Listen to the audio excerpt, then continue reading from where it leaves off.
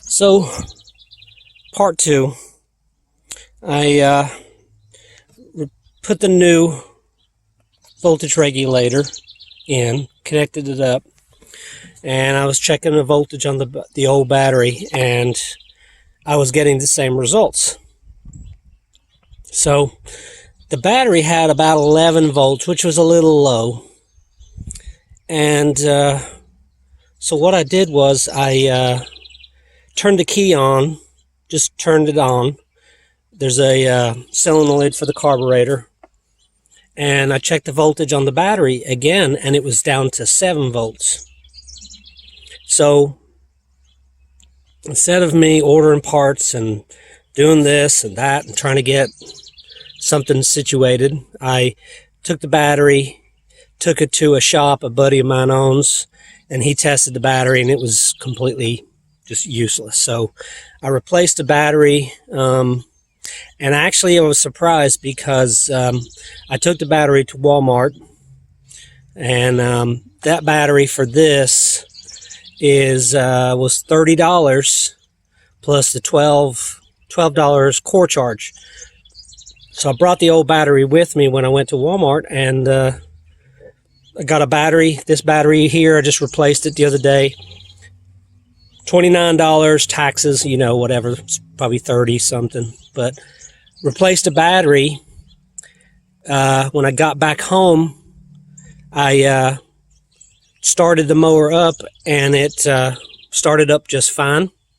I checked the voltage on it. I had 14.2 volts, 14.3. I revved the engine up wide open, and it still held steady at 14.3 volts. So maybe when you have this issue where, you know, your voltage is getting high on your battery and it doesn't seem to want to start. I mean, sometimes it would start, sometimes it wouldn't. It was just very randomly. So I was not thinking the battery was the issue. I thought it was the voltage regulator because I'm checking the voltage on the terminals and I was getting that 20 some volts. So my words to you is to check your battery, disconnect it, even if you have 12 volts on your battery, put a load on it, and then see if the battery holds that voltage. I mean, it should drop a little bit, but not much. So if you can, take it to a shop. They have like the load testers, or even like AutoZone, O'Reilly, Advance Auto. They have those battery testers. They do it for free. Take it into one of those shops, one of those stores. Ask them to test the battery.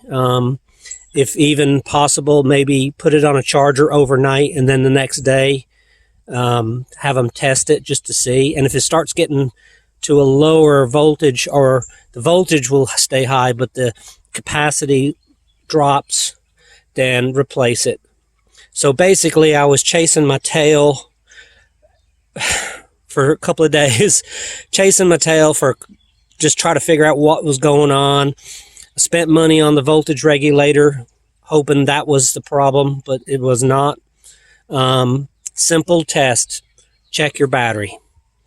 And I replaced this battery. The mower starts fine. The blades turn on because, like I was telling you in the part one, it acts like a buffer for voltage and your current draw.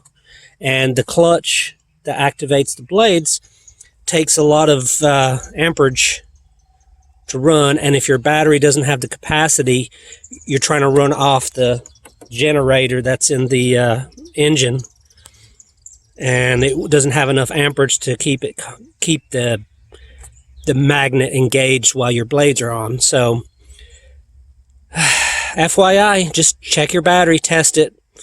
That's all my issue was the battery. And the voltage regulator, I still have the old one. I'm going to probably just hold on to that because more than likely the old voltage regulator that I took out is probably still good.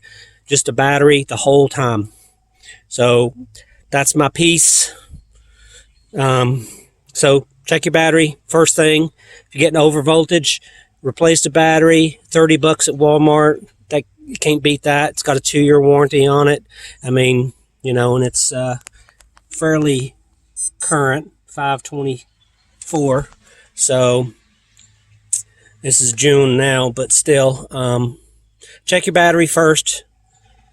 And then if you still have the over voltage on your terminals, then it's definitely your regulator. So hope this helps someone. Thanks.